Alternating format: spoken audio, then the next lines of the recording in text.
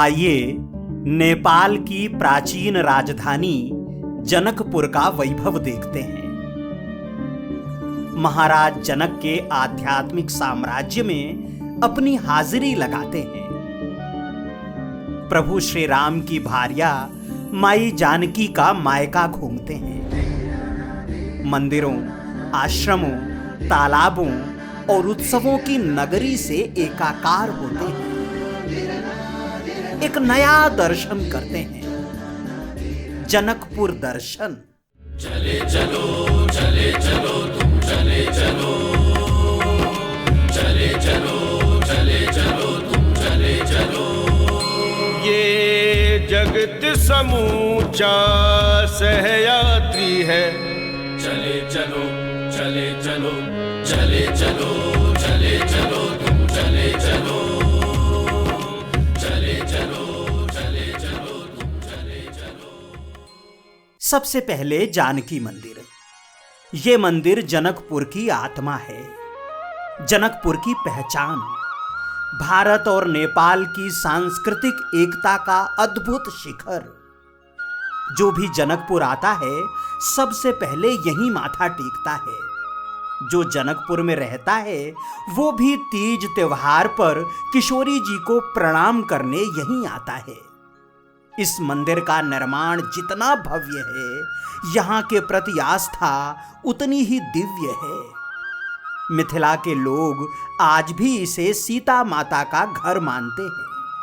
कहा जाता है कि त्रेता युग में राजा जनक का महल यहीं हुआ करता था और माता जानकी के स्वयंवर का आयोजन भी यहीं हुआ था।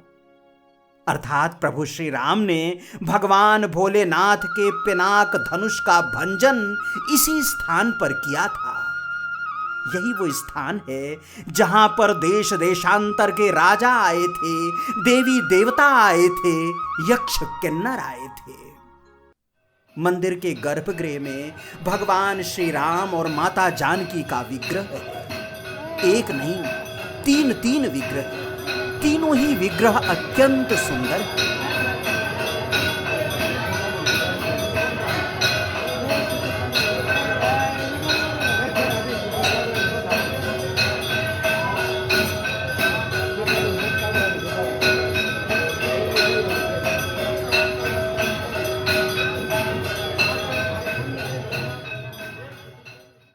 विग्रह के समीप तक केवल पुजारी ही जा सकते हैं।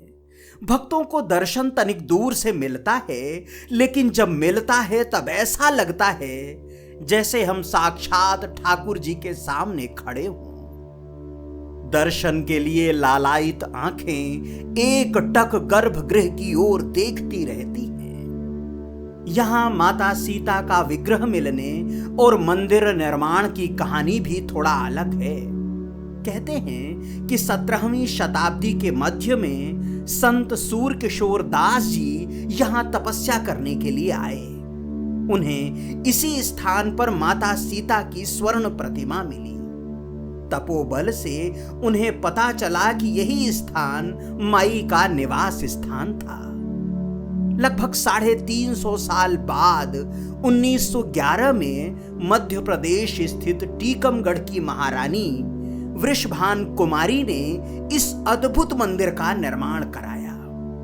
इसके पहले वे 1891 में अयोध्या के प्रसिद्ध कनक भवन का नव निर्माण करा चुकी थी। दोनों मंदिरों का वास्तुशिल्प राजपूताना है और दोनों ही देखने वाले पर जैसे सम्मोहन का मंत्र फेंकते हैं। महारानी ने इन मंदिरों का निर्माण अपने गुरु के आदेश पर पुत्र प्राप्ति की कामना से कराया था। अयोध्या के कनक भवन में ठाकुर जी और माई जानकी के 3 विग्रह हैं और यहां भी दोनों के 3 विग्रह ही हैं। माना जाता है कि इस भवन के निर्माण में उस समय 9 लाख स्वर्ण मुद्राएं खर्च हुई थी। इसीलिए इसका एक नाम नौलखा भवन भी है।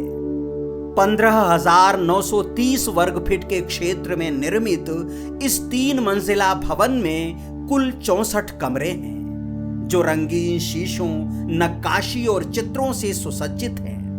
जालीदार खिड़कियां और बुर्ज हैं। दीवारों पर मधुबनी चित्रकारी है। मुख्य मंदिर के चारों ओर निर्मित कक्षों में भी मंदिर और म्यूजियम हैं। मुख्य मंदिर के ठीक पीछे महाराज जनक का छोटा मंदिर है। उसके बगल में संत सूर किशोर दास महाराज की मूर्ति है। एक अन्य कक्ष में नाना स्वरूपों में 1.25 लाख शालिग्राम जी की स्थापना है। इन शालिग्रामों का जैसा अद्भुत श्रृंगार यहाँ है, कहीं अन्यत्र नहीं। अखंड सीताराम नाम का कीर्तन चलता रहता है। आंगन प्रांगण में ही एक शिला स्तंभ है जिसे श्री हनुमान जी का प्रतीक माना जाता है। यहीं ठाकुर जी की चरण पादुका है। आप जब भी यहां आए, इन सबको अवश्य शीश नवाएं। इसी परिसर में हमें मिथिला की प्रेमिल परंपरा के भी दर्शन हुए। होली के दिन ये अकिंचन राम जानकी की परिक्रमा कर रहा था कि एक बुजुर्ग माताजी आईं और उन्होंने झुककर दोनों पांवों में एक एक चुटकी गुलाल डाला, प्रणाम किया और चली गई। इस आदर, श्रद्धा और परंपरा के प्रति मस्तक सहज ही झुक गया। हम मिथिला से हैं और हम किशोरी जी को खास अपनी दीदी मानते हैं, और दीदी भी इतनी बड़ी दीदी मानते हैं क्योंकि हमारे राम जी है ना, वो भी जो है से किसी के कोख से आए हैं, कौशल्या माई के कोख से आए हैं। पर हमारी किशोरी दीदी है साक्षात धरती पुत्री है। जिस धरती पे हम रहते हैं, जिससे हम बने हैं, जिस मिट्टी से जिसपे हम खाते हैं और उसी में मिल जाना है, तो उसी से बनी है। और वही रज हम लगाते हैं। कोई थोड़ा चंदन लगाते हैं, हम पूरे 2 किलो चंदन समझ के लगाते हैं ताकि हम पे भी कृपा रखे, किशोरी जी की कृपा बनी रहे, सब पे किशोरी जी की कृपा बनी रहे। आज इतना बनी है तब ने सब खुशहाल है। इसी तरह से हमारे भारत, हमारा नेपाल खुशहाल रहे, पूरा दुनिया खुशहाल रहे। किशोरी जी के इस मनोहारी मंदिर ने अलग अलग समय में अलग अलग तरह के सौंदर्य के साथ मंत्रमुग्ध किया। दिन में इसकी विराटता दिखी तो रात में बिजली की रोशनी में साक्षात बैकुंठ का टुकड़ा। जब जब देखा बस देखते रह गए। निर्माण के 114 वर्ष बाद भी ये भवन ऐसा दिखाई देता है जैसे अभी कल ही तैयार हुआ हो। हम यहाँ आकर जिस तरह की अनुभूति से भरते हैं, माँ जानकी के साथ स्वयं को जुड़ा हुआ मानते हैं, वो बहुत अद्भुत है। माँ जानकी का ये मंदिर ऐसा मंदिर है जिसमें राम जानकी के 3 विग्रह हैं। राम जानकी, राम जानकी और राम जानकी। इसके अलावा फिर राम दरबार है, यहीं जनक जी का मंदिर है। और सबसे बड़ी बात तो ये मंदिर जिस तरह से, जिस शैली में निर्मित है, वो अपने आप में बहुत सम्मोहित करता है। अयोध्या का कनक भवन, इसको देखकर ऐसा लगता है कि जैसे हम अयोध्या में हैं, कनक भवन में हैं, लेकिन सच में ये जनकपुर है और जनकपुर में माँ जानकी के स्थान पर है। तो दोनों स्थान इस तरह से जुड़ते हैं और मिथिला यहाँ प्रणाम करता है। मिथिला को यहाँ से देख सकते हैं, इस मंदिर से, इस जगह से, इस परिसर से, इस दिव्यता से मिथिला को प्रणाम कर सकते हैं। जानकी मंदिर के समीप ही भगवान श्री राम का मंदिर है। जानकी मंदिर अगर राजपूताना और मुगल शैली की मिश्रित रचना है तो राम मंदिर नेपाल की पैगोडा शैली में बनाया गया है। पत्थर और लकड़ी की ऐसी जुगलबंदी जिससे भक्ति के कितने ही राग फूटते हैं। तुम पुनि राम राम दिन राती, सादर जपहूँ अनंग अराती, तुम पुनि राम। मंदिर के गर्भगृह में हमारे राम जी जमाई बनकर बैठे हुए हैं। सुंदर विग्रह को देखकर जैसे भाव समाधि लग जाती है। दिन में अलग अलग समय में होने वाला उनका श्रृंगार देखते ही बनता है। स्वयं जमाई राजा बनकर परम ब्रह्म विराजमान है। जहाँ परम ब्रह्म है तहाँ अनेक ऋषि मुनि साधु संत अप्सरा, बड़े बड़े सुंदरी, बड़े बड़े विद्वान, बड़े बड़े, सबको यहाँ आना है।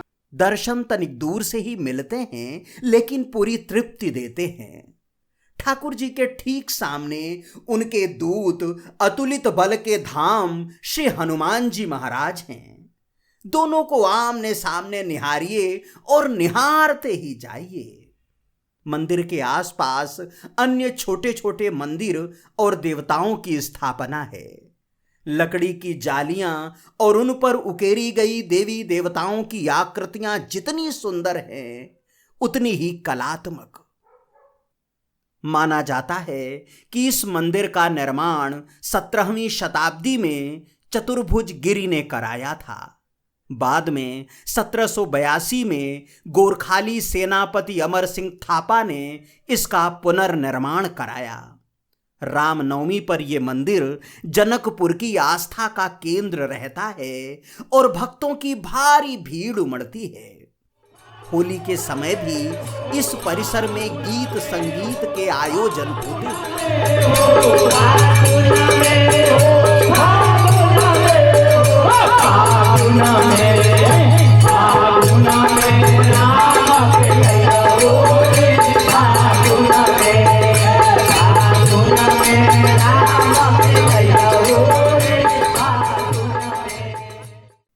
राम मंदिर के समीप एक और मंदिर है जिसे जनकपुर का शक्तिपीठ माना जाता है, राज देवी मंदिर।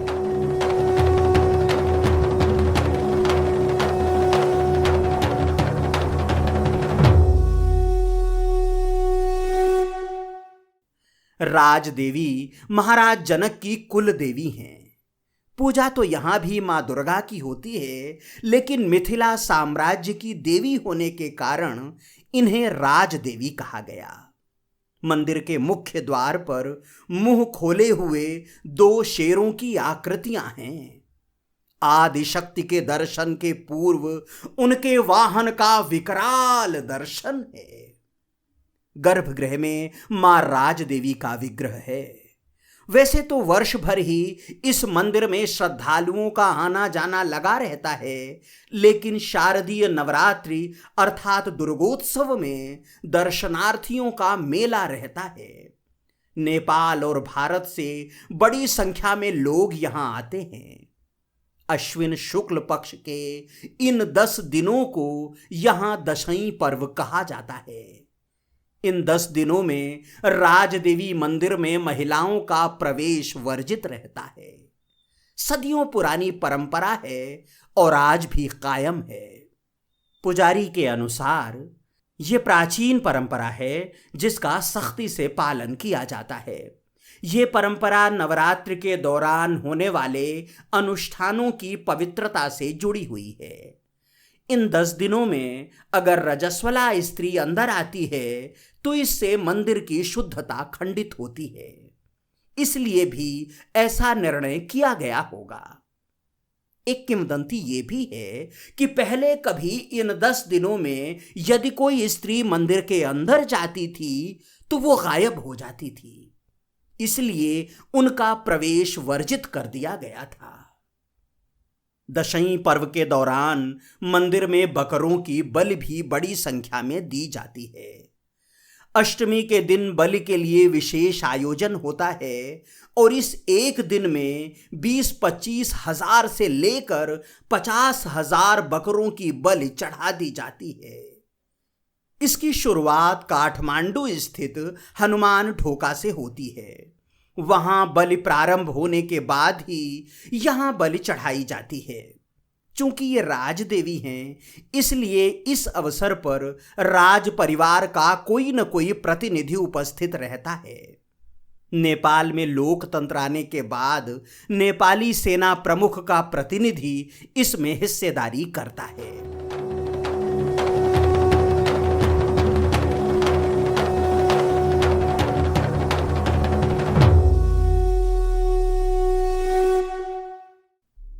अब आइए विवाह मंडप अर्थात मड़वा चलते हैं, जहां राम जी और माई जानकी का विवाह हुआ था, जहां चारों भाइयों ने फेरे लिए थे। ये विवाह मंडप लगभग 10 फीट ऊंचे चबूतरे पर बना हुआ है और वास्तुकला की उत्कृष्टता का अद्भुत नमूना है। इसमें मिथिला की पारंपरिक वास्तुकला के साथ भारतीय, मुगल और नेपाली शैलियों का सुंदर मिश्रण देखने को मिलता है। मंदिर की रंग बिरंगी दीवारें, गुंबद, मेहराब और बारीक नक्काशियां रामायण के भव्य प्रसंगों को चित्रित करती हैं। मंदिर का केंद्रीय हॉल अत्यंत आकर्षक है। माना जाता है कि यहीं पर विवाह मंडप बनाया गया था। यहाँ की सुंदर मूर्तियां ऐसा अनुभव कराती हैं जैसे हम उसी समय में पहुंच गए हैं जब ये दिव्य विवाह संपन्न हुआ था। आइए विग्रहों से भी परिचय कर लेते हैं। सभागार के मध्य में दूल्हा दुल्हन स्वरूप में राम जी और सीता जी हैं। बाईं ओर माता जानकी के समीप उनकी अष्ट सखियों में एक चंद्रकला है और दाईं ओर ठाकुर जी के समीप चारुशिला। इसी तरह दाएं हिस्से में महाराज जनक और उनकी भार्या सुनैना है। इनकी पुत्री सीता भगवान राम को सौंपी गई, जबकि जनक की ही दूसरी पत्नी कांतिमती से पैदा हुई उर्मिला लक्ष्मण के संग ब्याही गई। बीच में राजगुरु सतानंद जी हैं। उसके बाद महाराज जनक के छोटे भाई कुशध्वज और उनकी भार्या सुदर्शना है। इनकी बड़ी बेटी मांडवी भरत जी के साथ और छोटी बेटी श्रुतकीर्ति शत्रुघ्न जी के साथ ब्याही गई। जनक पुत्र लक्ष्मी निधि और उनकी पत्नी श्री सिद्धि इन सभी के पीछे खड़े हैं। इनके ठीक सामने अयोध्या नरेश महाराज दशरथ, उनके गुरु वशिष्ठ और विश्वामित्र हैं। इन सभी के मध्य में कलश बेदी है। किंवदंती है कि विवाह के बाद यहां पर कुछ क्षणों के लिए राम जी ने नारायण के रूप में और सीता जी ने लक्ष्मी स्वरूप में दर्शन दिया था। ये सब जितने देख रहे हैं खम्भे में चौतरफ तीनों त्रिलोक का देवी देवता जो आए थे, ये सब बाराती लोग हैं। यहाँ शादी हुआ। शादी होने के बाद में मिथिलापुरी में हम लोग कहते हैं कोहबर घर। कोहबर घर जानते हैं? लड़का लड़की की जो शादी होता है ना, स्पेशल रूम दिया जाता है शादी के बाद बैठने के लिए। नीचे जो देख रहे हैं चारों कोने में 4 रूम है। अपने अपने पत्नी को साथ में नीचे बैठे हैं चारों कोने में। पूर्व और दक्षिण के कोने में अर्थात अग्निकोण में राम जी और सीता जी हैं। पश्चिम दक्षिण के कोने अर्थात नैऋत्य कोण में विराजे हैं भरत जी और मांडवी जी। पश्चिम उत्तर अर्थात वायव्य कोण में लक्ष्मण जी और उर्मिला जी हैं। इसी तरह उत्तर पूर्व अर्थात ईशान कोण में शत्रुघ्न जी और श्रुतकीर्त जी का स्थान है। हरे भरे फूलों से सुसज्जित बाग के बीच में स्थित इस विवाह मंडप को देखना एक अलग अनुभव और अनुभूति है। देखने के लिए केवल 10 रुपए का प्रवेश शुल्क है।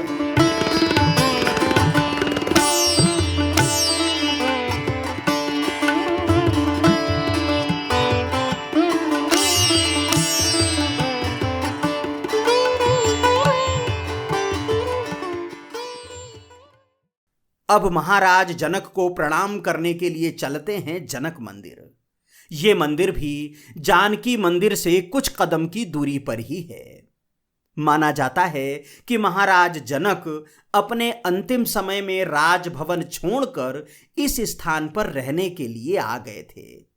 यहां मंदिर के भीतर राजा जनक की बिना सिर वाली मूर्ति है।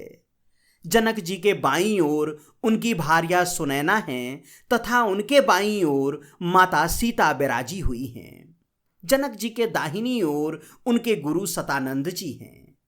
इस मंदिर में जनक जी की बिना सिर वाली प्रतिमा है जो कई प्रश्नों से साक्षात्कार कराती है।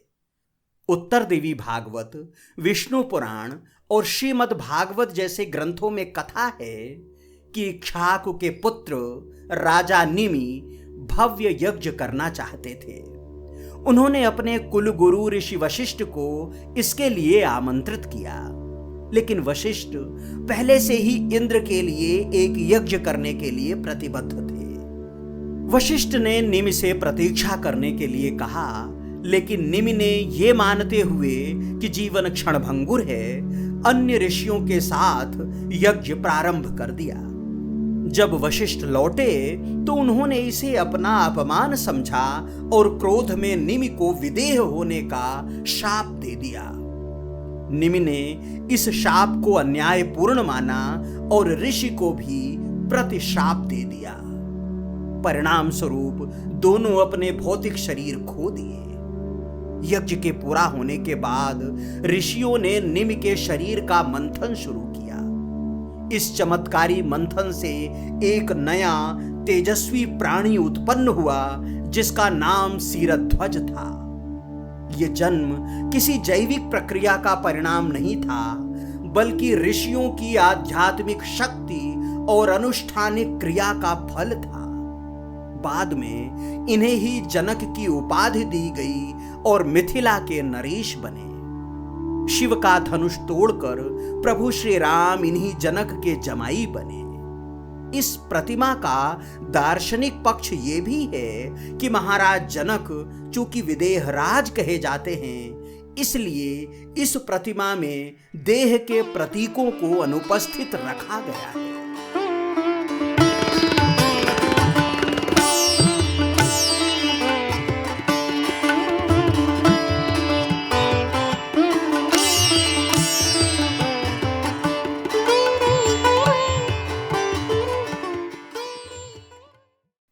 इसके पहले कि जानकी मंदिर परिसर से थोड़ा दूर चलें, इस मंदिर के समीप स्थित लक्ष्मण मंदिर के भी दर्शन कर लेते हैं।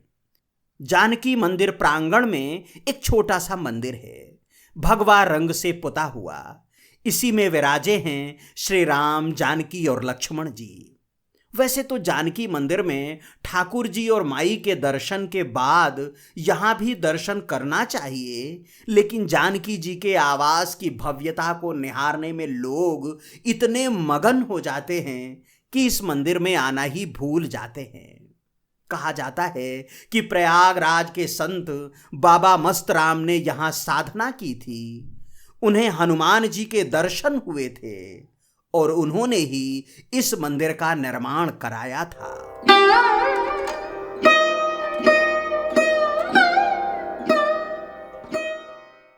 अब चलिए दशरथ मंदिर चलते हैं। ये जानकी मंदिर से कुछ दूरी पर है। वैसे तो दास ने सभी मंदिरों और स्थानों के दर्शन पैदल ही किए, लेकिन आप चाहें तो ऑटो, टैक्सी आदि कर सकते हैं। रास्ते में 12 बीघा मैदान भी देख लें, जहां पर राम जी की बारात के साथ आए हाथी, घोड़े और रथों को खड़ा कराया गया था, अर्थात त्रेता युग की पार्किंग। यहीं पर हनुमान जी का सिद्ध और प्रसिद्ध मंदिर है। माथा टेकते हुए आगे बढ़ेंगे तो वीर बजरंग बली की कृपा भी साथ चलेगी। दशरथ मंदिर भी आ ही गया। जब श्री राम जी ने धनुष तोड़ा और सीता जी ने उनका वरण किया, तब अयोध्या से दशरथ जी बारात लेकर आए। सभी बारातियों को जनकपुर में अलग अलग स्थान पर रुकवाया गया। ये राजा दशरथ जी का स्थान यहाँ है जनकपुर धाम में, जो अयोध्या से आने के बाद में राजा दशरथ जी को यहीं पे बिठा कर शब्द विलीन करके यहीं पे थे। 6 महीने तक रुके थे सीता मैया के साथ विदाई करने के लिए, तो 6 महीने तक भी रुके थे ये तपोधाम भूमि में।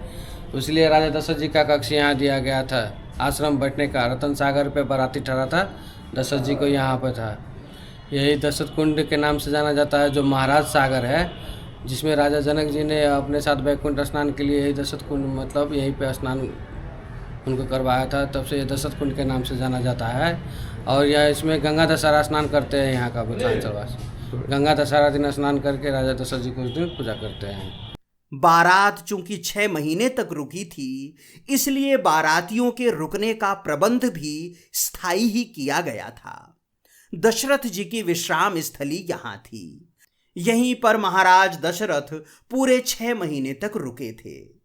इसी स्थान पर जनक जी उनसे मिलने के लिए आए थे।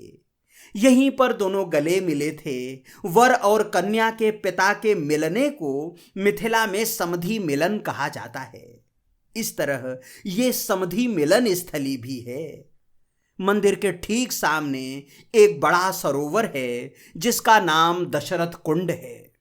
कहा जाता है कि महाराज जनक ने ये कुंड महाराज दशरथ की जल सेवा के लिए ही खुदवाया था। आज भी इस कुंड में लोग बड़ी ही श्रद्धा से स्नान करते हैं। मंदिर में महाराज दशरथ के अलावा राम जी सहित चारों भाइयों के विग्रह हैं।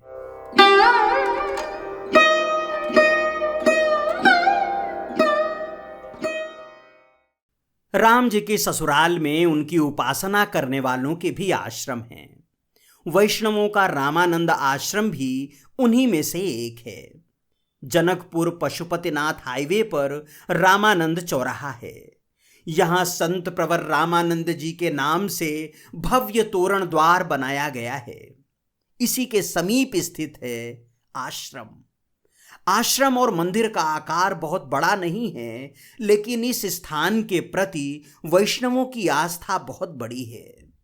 मुख्य मंदिर के गर्भगृह में भगवान श्री राम और माई जानकी का अद्भुत विग्रह है। प्रवेश द्वार के एक ओर हनुमान जी महाराज और दूसरी ओर भगवान रामानंद जी की स्थापना है। इसी परिसर में मुख्य द्वार के समीप दूल्हा दुल्हन का विग्रह है। जयमाला पहने दुल्हन गावाहूं मंगल चार, हमारे घर आए राजा राम भरतार। दुल्हन गावाहूं मंगल चार, हमारे घर आए राजा राम भरतार। दुल्हन गावाहूं मंगल चार।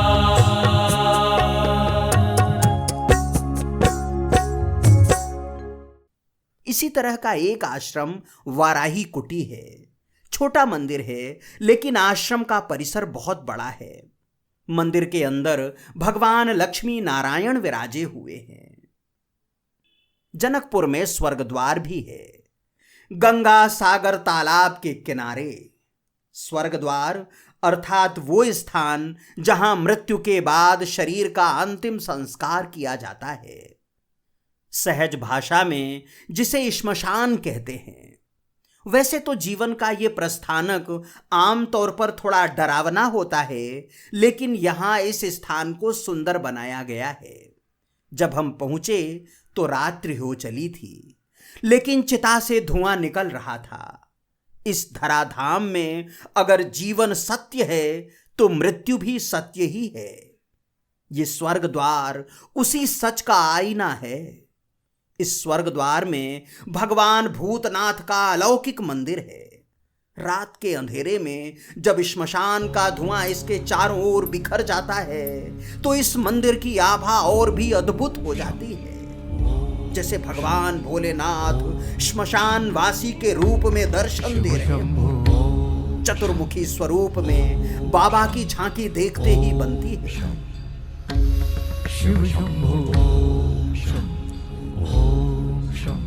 आमतौर पर भूतनाथ और भैरव के दरबार में बूटी का प्रसाद मिलता है, लेकिन उस दिन हमें खीर मिली और दर्शन का परम संतोष भी।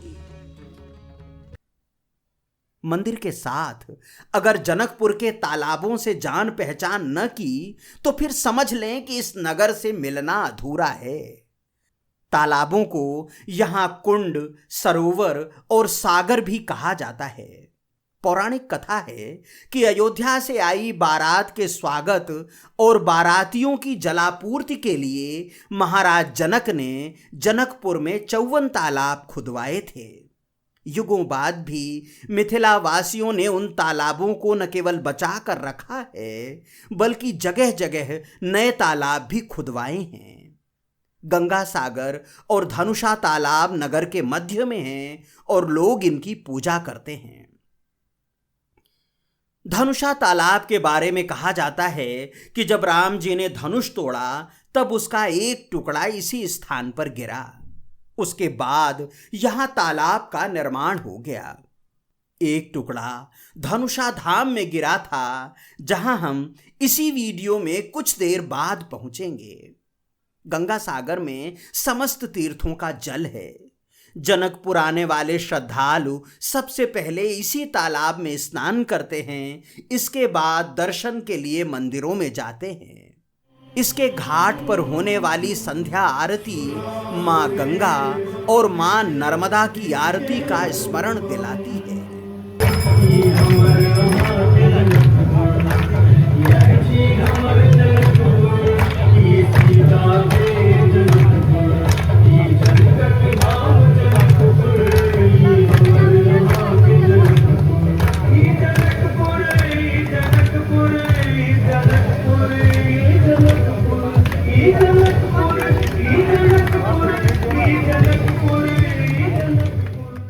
अब उस पवित्र तालाब के तट पर चलेंगे जहां कभी हमारे रघुनाथ जी माई जानकी के साथ आए थे। मिथिला की मान्यता है कि विवाह के बाद जनकपुर के जमाई और उनकी बेटी जानकी जी ने यहाँ पहली बार जल विहार किया था। तब से ही इस तालाब का नाम जल विहार कुंड है। राम सीता का जब विवाह हो गया उसके बाद जल विहार वो दोनों यहाँ मिल के जल विहार किए, इसलिए यहाँ का नाम विहार कुंड पड़ा। जिस जल में जगत पिता और जगत जननी के चरण पड़े थे, उसमें आचमन भी हो जाए तो इससे बड़ी पुण्याई भला क्या है। कुंड के चारों ओर मेड़ पर कई प्राचीन मंदिर हैं। लगभग सभी मंदिरों में ठाकुर जी भार्या सहित विराजे हैं और अपने देखने वालों को मंद मंद मुस्कनियां दे रहे हैं। मेड़ पर चलते जाइए और हजूर के दर्शन करते जाइए।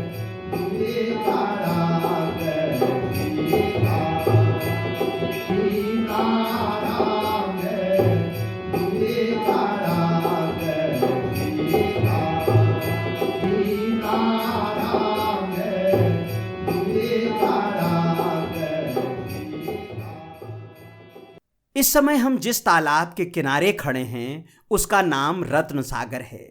जैसा कि जनकपुर में हर तालाब के साथ एक कहानी जुड़ी है, इसके साथ भी है। मिथिलावासी कहते हैं कि इस स्थान पर वो दहेज रखा गया था जो जनक जी महाराज दशरथ को देने वाले थे। जिस जगह पर अनमोल रत्नों को एकत्रित किया गया था, कालांतर में वहां पर तालाब बन गया जो रत्न सागर कहलाया।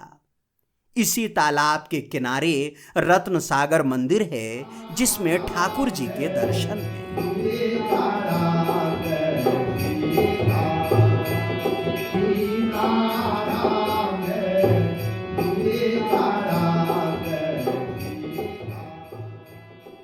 जनकपुर के प्रमुख तालाबों में अग्निकुंड भी है। मान्यता है कि जानकी जी के विवाह के समय यहाँ पर हवन कुंड का निर्माण किया गया था। वही हवन कुंड बाद में तालाब बन गया और अग्निकुंड कहलाया। इसी कुंड के समीप सुंदर सदन है जहाँ से किशोरी जी का डोला निकलता है। ये डोला मिथिला माध्यमिकी परिक्रमा और जनकपुर अंतर्गृही परिक्रमा में लोगों की आस्था का केंद्र रहता है।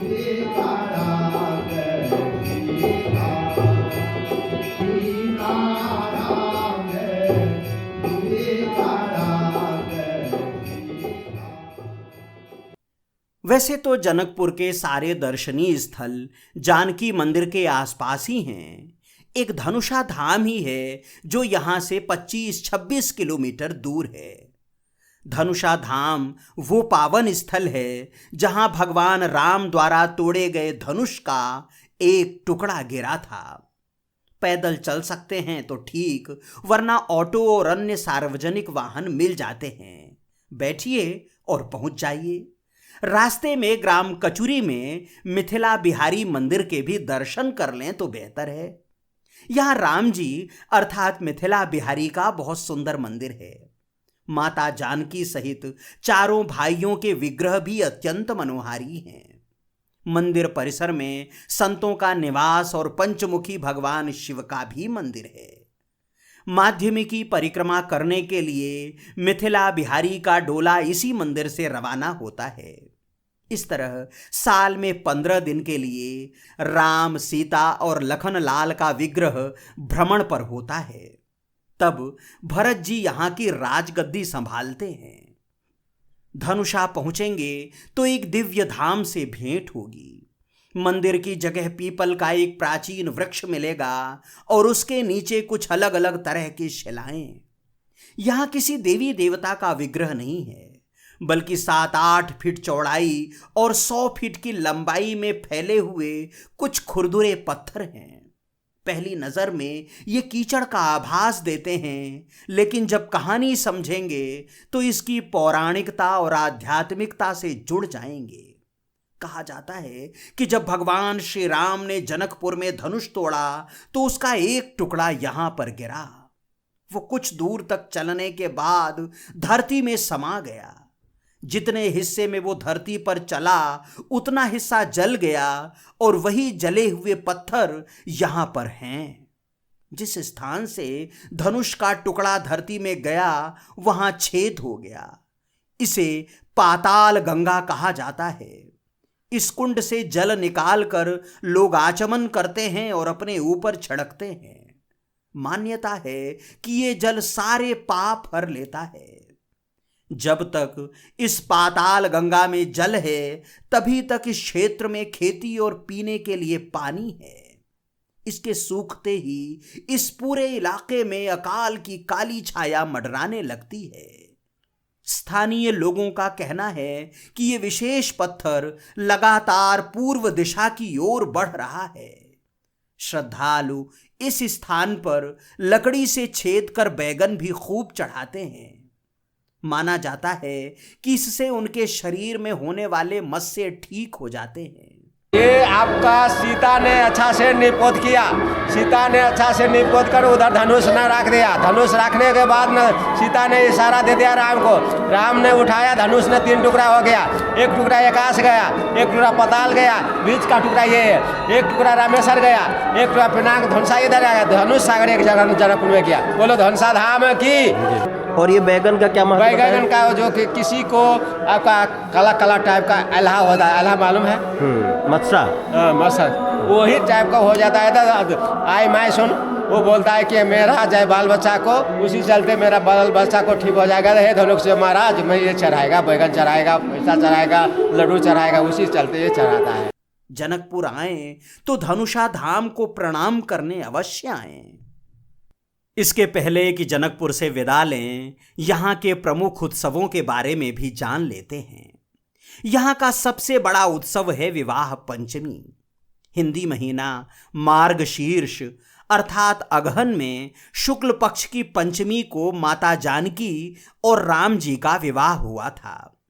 तब से इस दिन उनकी वैवाहिक वर्षगांठ मनाई जाती है।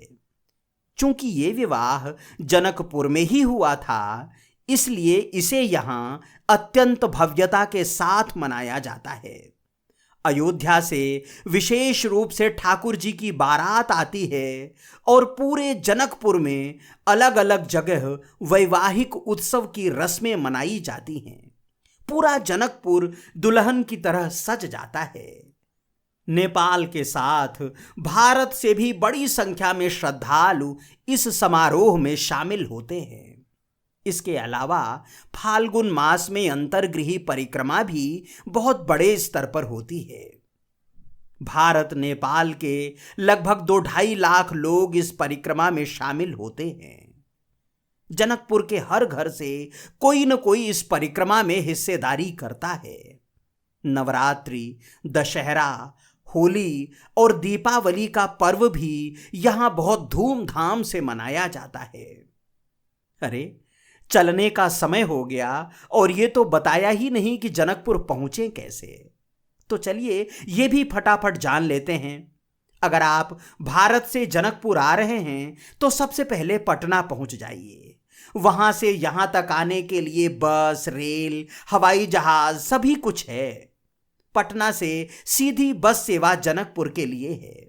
रेल से आना चाहते हैं तो समीपस्थ रेलवे स्टेशन सीतामढ़ी और जनकपुर रोड है। जनकपुर में हवाई अड्डा भी है, इसका लाभ भी ले सकते हैं। पटना की जगह सीधे सीतामढ़ी के लिए भी रेल खोज सकते हैं। अगर आप बस से आ रहे हैं और सुबह 6 बजे के पहले भारत नेपाल की सीमा भिट्ठा मोड़ पर पहुंच गए हैं तो आपको प्रतीक्षा करनी होगी। सुबह 6 के बाद ही भारत के वाहनों को पूरी जांच के बाद नेपाल की सीमा में प्रवेश दिया जाता है। हाँ, आप अपने साथ अपना आधार कार्ड अवश्य रखें। अपना वाहन लेकर जा रहे हैं तो वाहन का भी पास बनवा लें। फिलहाल यहीं तक। अगले अंक में चलेंगे वाराह क्षेत्र, नेपाल की एकमात्र कुंभ स्थली चतरा धाम का आध्यात्मिक वैभव देखेंगे। तब तक के लिए यायावर ओम द्विवेदी को अनुमति दें। चलते चलते वही एक निवेदन, अगर आपने अभी तक ओम दर्शन चैनल को सब्सक्राइब नहीं किया है तो कृपया कर लें। ज्वाइन करेंगे तो और भी कृपा होगी। अगर आप चाहते हैं कि हमारा ये सनातन धन जन जन तक पहुंचे तो परिचितों और मित्रों के साथ साझा करें। हमने अपने हिस्से का काम किया, आपका काम आपको करना है। हमारी भक्ति को अपनी शक्ति दें।